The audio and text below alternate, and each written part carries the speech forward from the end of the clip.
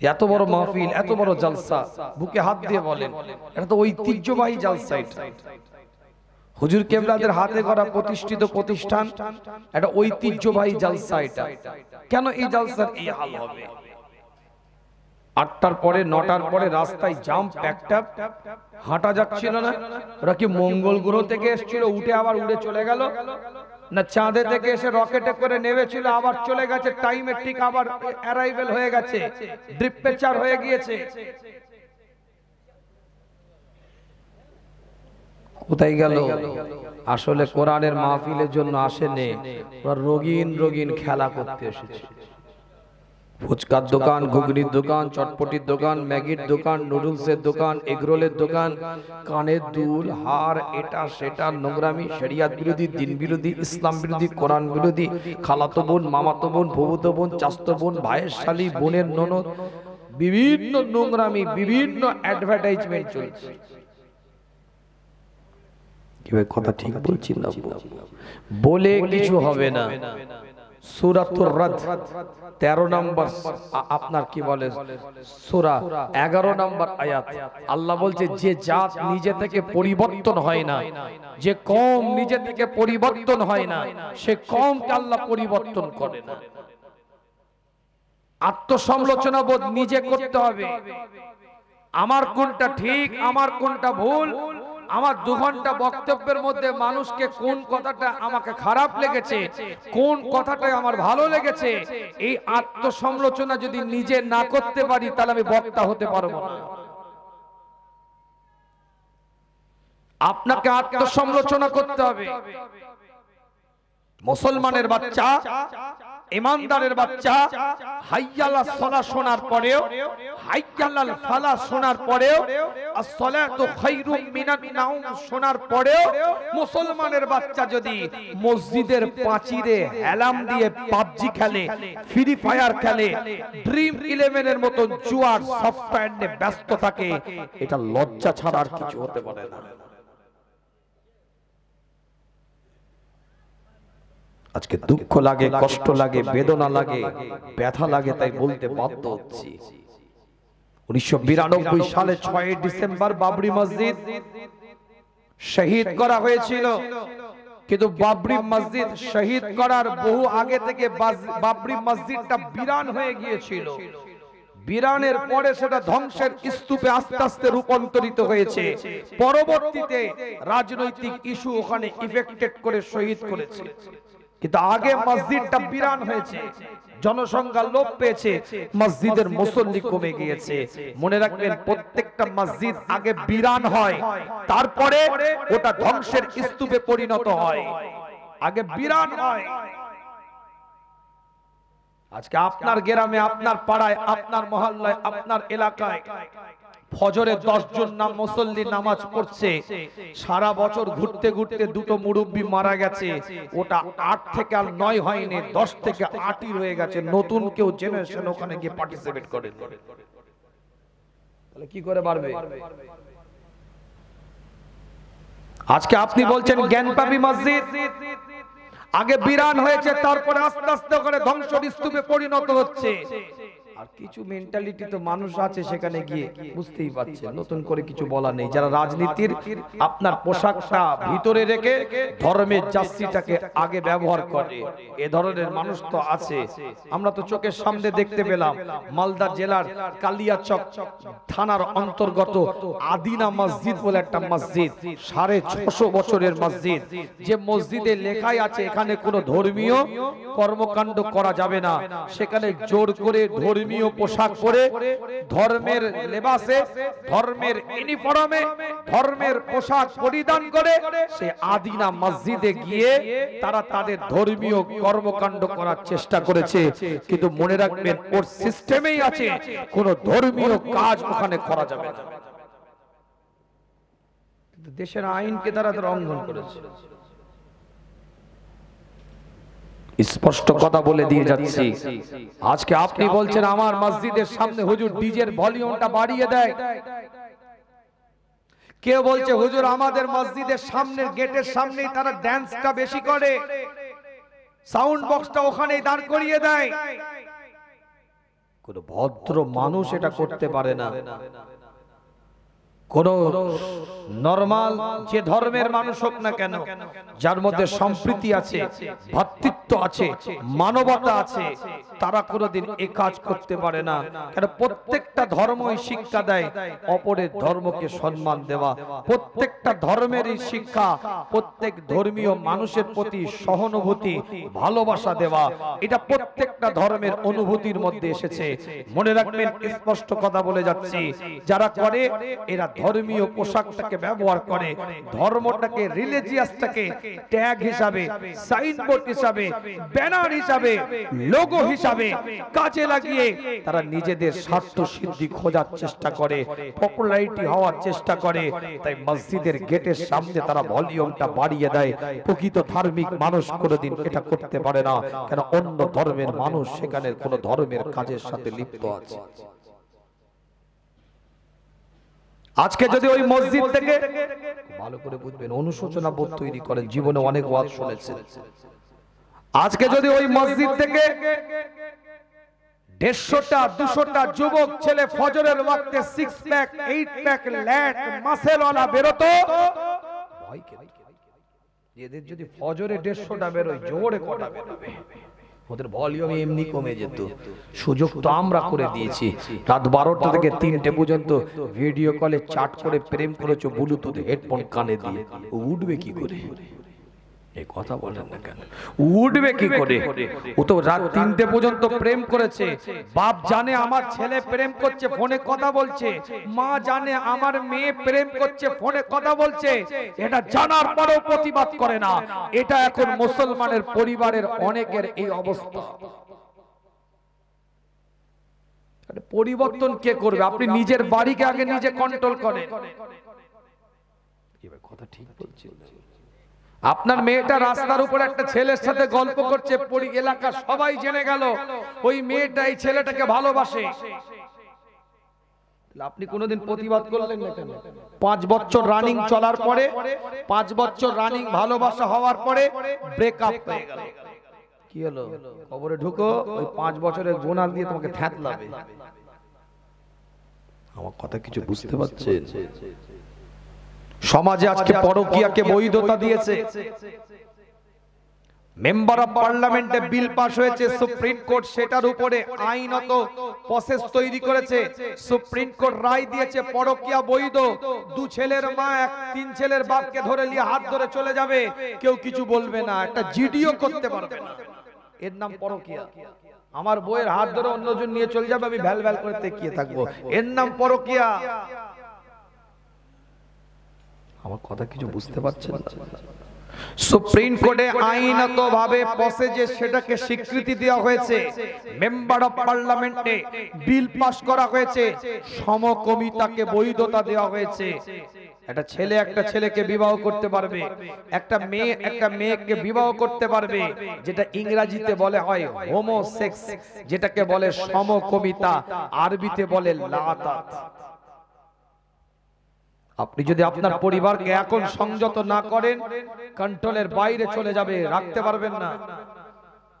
Triple তালাকের উপরে bill pass করেছে, সুপ্রিম কোর্ট সেটা আইনত মান্যতা দিয়েছে যে 3 তালাক দেওয়ার পরেও সেটা শরিয়াত অনুযায়ী আমাদের কাছে তালাক হয়ে গেলেও কিন্তু আইনত অফিশিয়াল ভাবে সেটা কোনো ডিভোর্স হবে না, বিচ্ছেদ হবে না। তারা স্বামী স্ত্রী হিসাবেই মান্যতা দিতে হবে উভয়কে। নতুন আইন আসছে, মনে রাখেন, এগুলো জেনে রাখেন। এই গভীর রাত্রিতে জীবনে বহু ওয়াজ শুনেছো, ঘরে নিয়ে যাও ওয়াজ। কিছু খালি তাবারুক নিয়ে গেলে হবে না, কটা গোশ পেয়েছে খুঁজলে হবে না। কটা কোরআন আয়াত নিয়ে যাচ্ছ, কটা হাদিস নিয়ে যাচ্ছ, এটা খোঁজো। অসুবিধা হচ্ছে নাকি? কষ্ট হচ্ছে? নতুন আইন, একটা হচ্ছে পুরুষ, একটা হচ্ছে মহিলা, আর একটা হিজরা, তাই তো নাকি? হিজড়ে বলে তো male female third gender, male female third gender.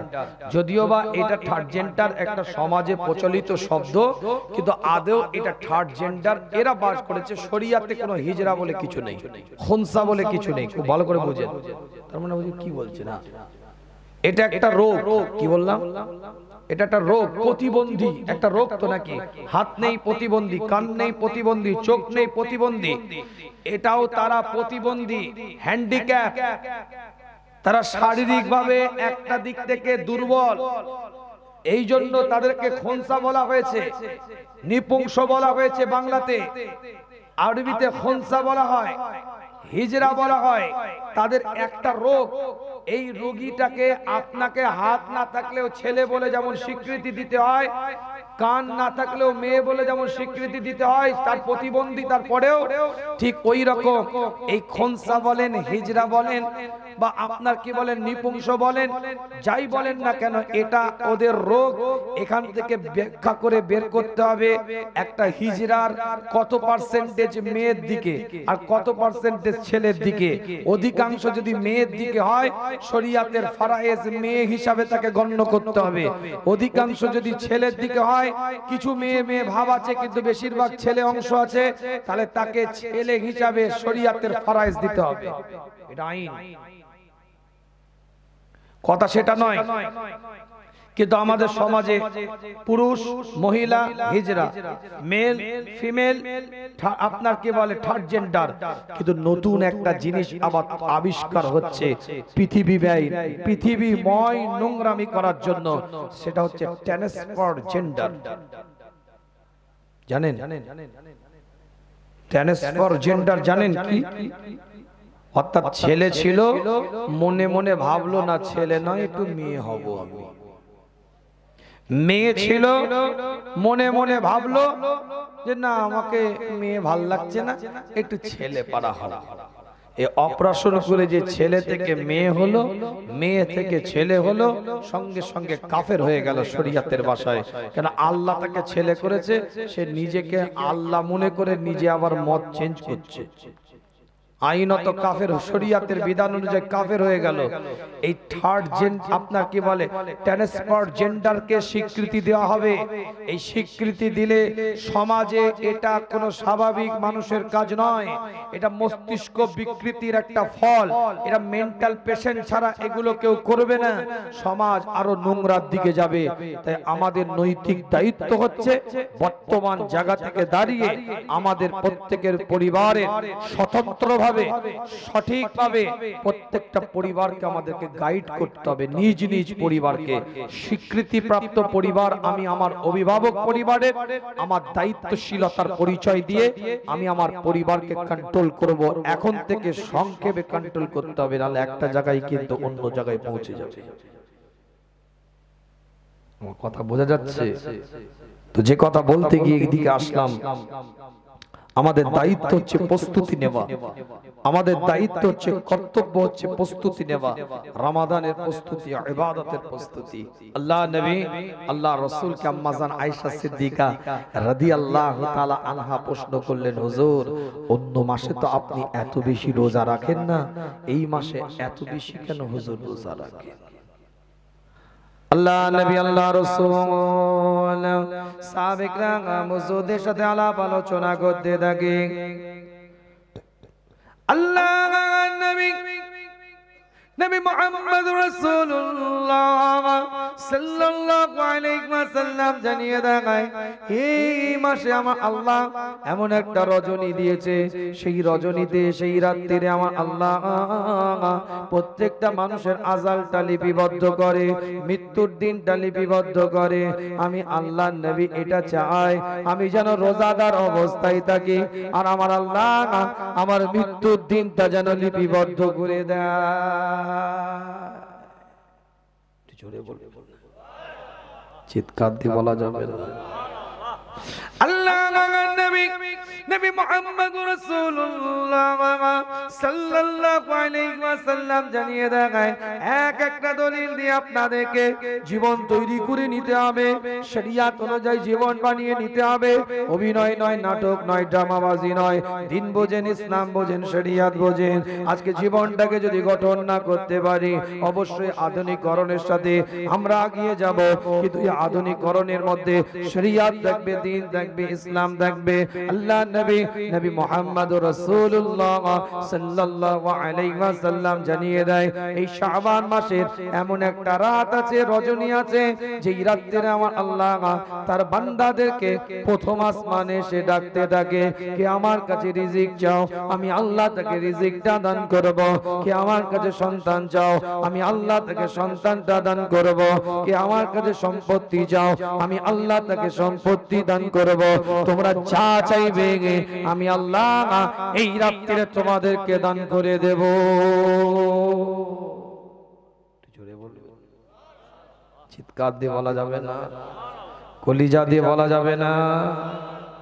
সংক্ষিপ্ত আলোচনা বোঝার চেষ্টা করেন। এক একটা দলিল দিয়ে আপনাদের খেদমতে এক একটা পয়েন্টের উপরে আলোচনা, দলিল ভিত্তিক দুটো কথাবার্তা বলে যায়, রেফারেন্স দিয়ে আপনাদের কাছে কিছু আলোচনা করে যায়। আল্লাহ পাক প্রত্যেকটা রাত্রিরে বান্দাকে শেষ শেষে ডাকতে থাকে, কে আমার কাছে রিজিক চাও, আমি আল্লাহ তাকে রিজিকটা দান করব। সহিহ বুখারী 1145 নম্বর পৃষ্ঠা হাদিস, পরিষ্কার করে 6321 নম্বর হাদিস, 7494 নম্বর হাদিস, সহিহ মুসলিম 1808 নম্বর হাদিস, 1813 নম্বর হাদিস, মিশকাতুল বাসাবি 1223 নম্বর হাদিস। আল্লাহ নবী আল্লাহ রাসূল জানিয়ে দেয়, কিতাবটা খুলে দেখেন, প্রত্যেকটা রাতের শেষ অংশে 1/3 আমার আল্লাহ বান্দাকে ডাকতে থাকে। কিন্তু শবে বরাতের রাত্রে শবে বরাতের রাত্রির সাথে লাইলাতুল নিসফে মিনাশ শাবানে এই রজনীর সাথে এই রাত্রির সাথে অন্য রাত্রির পার্থক্যটা কি? কিতাবটা খুলে দেখেন, ইবনে মাজাহ রওয়ায়াত করছে 1388 নম্বর হাদিস, শুআবুল ঈমান পরিষ্কার করে 3582 নম্বর 42 নম্বর হাদিস, মিশকাতুল মাসাবি 1308 নম্বর হাদিস, কানজুল উম্মাল 35197 নম্বর হাদিস। আল্লাহ নবী নবী মুহাম্মদ রাসূলুল্লাহ সাল্লাল্লাহু আলাইহি ওয়াসাল্লাম জানিয়ে দেন, অন্য রাতের সাথে এই রাতের পার্থক্য হচ্ছে, অন্য রাতে আমার আল্লাহ 1/3 এসে বান্দাকে ডাকতে থাকে, বান্দাকে আহ্বান করতে থাকে।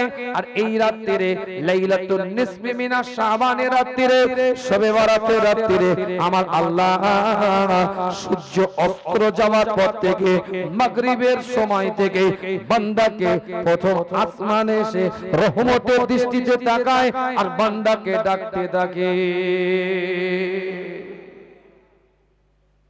জোরে বলে ইন্টারনেট, ইউটিউব, সোশ্যাল মিডিয়া, ফেসবুকে বিভিন্ন জায়গায় শুনতে পাচ্ছি শবে বরাত বলে কিছু নেই।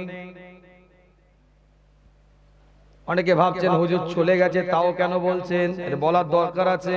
কেন আমাদের মধ্যে অনেকে আবার এরকম ধারণা, বাপ দাদু করে তাই করি, যেন না করলে বেঁচে যায়, যেন মনে হচ্ছে বাপ দাদু দলিল ছাড়া করেছে, মন গড়া জিয়ারত করেছে, মন গড়া আপনার কি বলে রাত জেগে ইবাদত করেছে। এই কথা বলেন না কেন? আমাদের ছেলেদের মধ্যে এরকম ওয়াশ হচ্ছে বেরেন, এই কথা বলেন না। শবে বরাত বলে কিচ্ছু নয়। নবীর 63 বছরের জীবনে একদিনের জন্য, এক বছরের জন্য শবে বরাত বলে কিছু পালন করে নাই। যারা বলে শবে বরাত বলে কিচ্ছু নাই, আমি তাদের সাথে একমত। শবে বরাত বলে কোনো শব্দ কোরআনে নাই, যেমন নামাজ বলে কোনো শব্দ কোরআনে নাই, রোজা বলে কোনো শব্দ কোরআনে নাই, ফেরেশতা বলে কোনো শব্দ কোরআনে নাই, দোজাক বলে কোনো শব্দ কোরআনে নাই, বেহেশত বলে কোনো শব্দ কোরআনে নাই। যারা বলে শবে বরাত বলে কোনো শব্দ কোরআনে নাই, তখন তারাই বলবেন না, নামাজ তো সালাত নামে আছে। তাহলে নামাজ যদি সালাত নামে থাকলেও নামাজ বলা যায়, রোজা যদি সিয়াম নামে থাকলেও সিয়াম বলা যায়, ফেরেশতা যদি মালাইকা নামে থাকলেও ফারিস্তা বলা যায়, দোজাক যদি জাহান্নাম নামে থাকলেও দোজাক বলা যায়, আপনার কি বলে বেহেশত যদি জান্নাত নামে থাকলেও যদি সেটা আপনার দোজাক আপনার বেহেশত বলা যায়। ঠিক ওই রকম শবে বরাত বলে কোন শব্দ কোরআনে নাই, কিন্তু কোরআনের ভাষায় শবে বরাতকে বলা হয়েছে লাইলাতুল মুবারাকা। সূরাতুদ দুখান 3 নম্বর আয়াতের মধ্যে আল্লাহ পাক কোরআনের মধ্যে জানিয়ে দেয় লাইলাতুল মুবারাকা। আর হযরত ইকরামা বলছে লাইলাতুল মুবারাকা লাইলাতুন নিসফি মিনাশ শাবান। লাইলাতুল মুবারাকা বলতে 14 তারিখের দিনগত রাত, মধ্য শাবানের রাতকে বলা হয়েছে।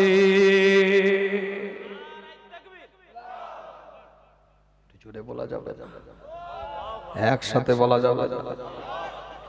ইমাম তিরমিজি রাহমাতুল্লাহ আলাইহি কিতাবটা খুলে দেখেন না, বানোয়াটি আলোচনা আপনাদের খিদমতে নয়, দলিল কেন্দ্রিক দুটো কথা আপনাদের খিদমতে বলে যায়। 39 নম্বর একটা বাব তৈরি করেছে ইমাম তিরমিজি রাহমাতুল্লাহ আলাইহি। তিনি বাবের নাম দিলেন বাবু মা জা ফি লাইলাতুন নিসফি মিনাশ শাবান। মধ্য শাবানের রাত্রির একটা নামকরণ করে একটা অনুচ্ছেদ তৈরি করেছে, একটা বাব তৈরি করেছে, একটা অধ্যায় তৈরি করেছে, একটা লেসন তৈরি করেছে। জামে তিরমিজির মধ্যে, সুনানে তিরমিজির মধ্যে, কিতাবুস সিত্তার একটা কিতাবের মধ্যে অনুচ্ছেদ করে জানিয়ে দেওয়া হয়েছে বাবু মাজা ফি লাইলাতুন নিসফি মিনাশ শাবান। শাবানের মধ্য রজনীর নাম দিয়ে একটা বাব তৈরি করে দিয়েছে। ফতোয়া ইংরেজিতে একটা কথা আছে, little learning is dangerous thing, অল্প বিদ্যা ভয়ঙ্কর।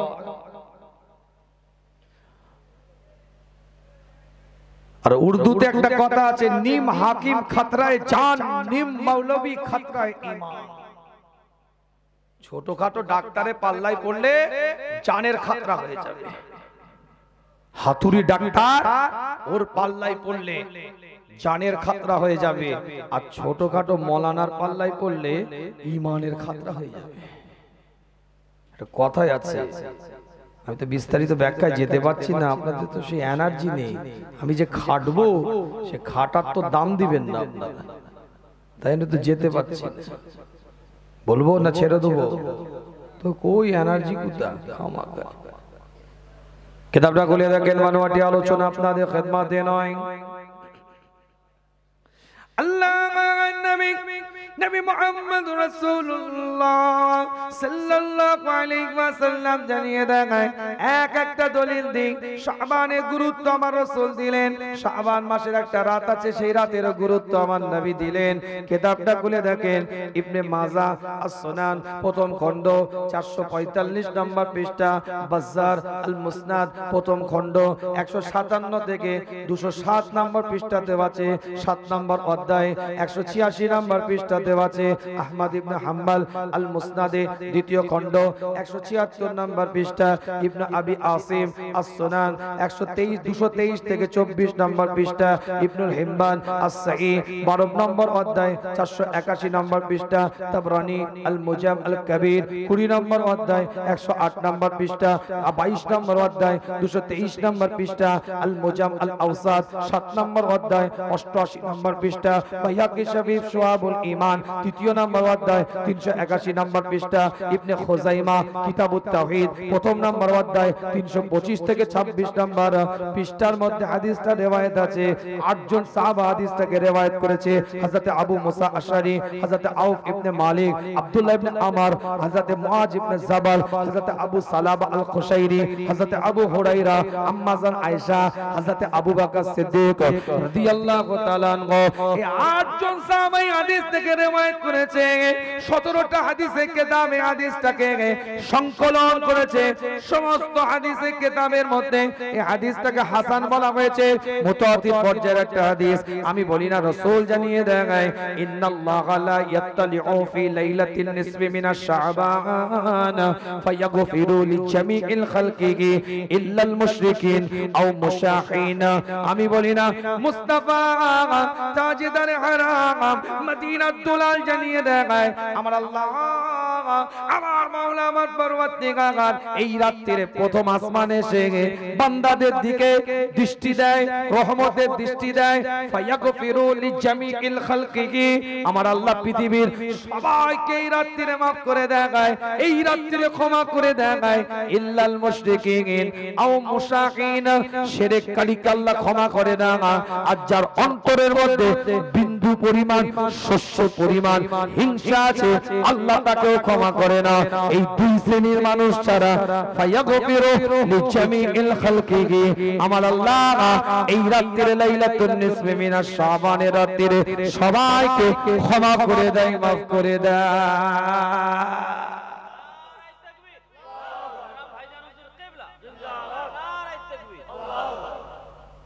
সবাইকে আল্লাহ ক্ষমা করে দেয়। দুই শ্রেণীর মানুষ, ইল্লাল মুশরিকিন আও মুশাহিন, যাদের অন্তরের মধ্যে শিরকিয়াতের গন্ধ আছে, আমলের মধ্যে আকীদার মধ্যে শিরকিয়াতের গন্ধ আছে, আল্লাহ মাফ করবে না।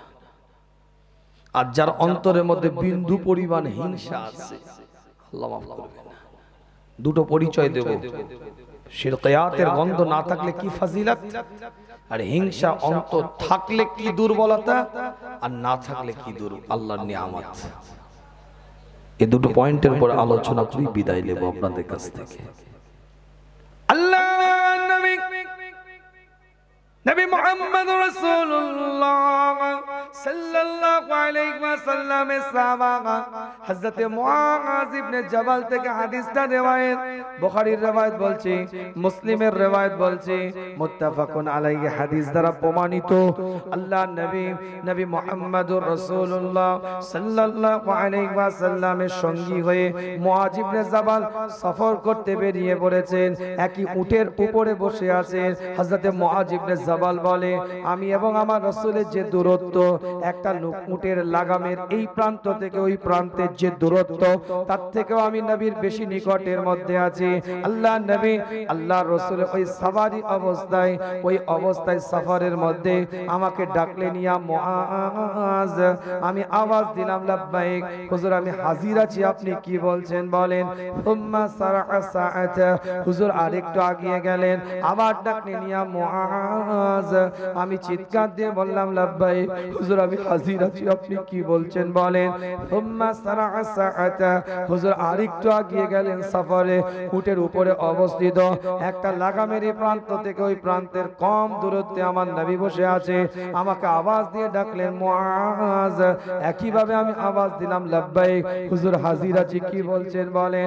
তিনবার মুস্তাফা যখন আমাকে ডেকেছে, আমি তখনই ভেবে নিয়েছি আমার নবী কিছু গুরুত্বপূর্ণ কথা, কিছু গুরুত্বপূর্ণ নসিহত আমাকে করবে। আল্লাহ নবী প্রশ্ন আমাকে করলেন, হাল তাদরি মাআল হাক্কাল্লাহি আলা ইবাদিহি, এই মুআজ তোমার কি জানা আছে, হাল তাদরি তুমি কি জানো, মাআল হাক্কাল্লাহ আল্লাহর উপরে হক কি, আলা ইবাদিহি একটা বান্দার আল্লাহর উপরে হক কি, এটা কি তোমার জানা আছে। বান্দা হিসাবে আল্লাহর উপরে কি কর্তব্য, এটা কি তোমার জানা আছে।